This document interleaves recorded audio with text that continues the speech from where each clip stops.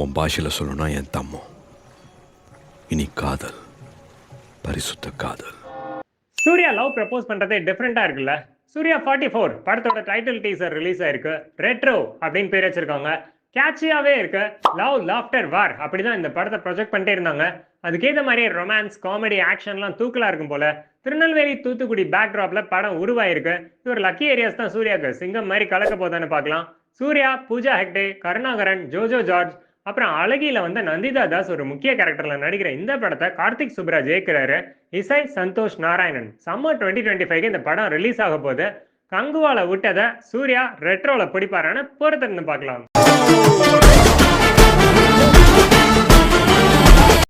அடுத்து சூர்யா 45 ரெடி ஆயிட்டு இருக்கு. சூர்யா த்ரிஷா நடிக்கிற இந்த படத்தை ஆர்ஜே பாலாஜி டைரக்ட் பண்றாரு. சாயா அபியங்கர் இசையமைக்கிறாரு.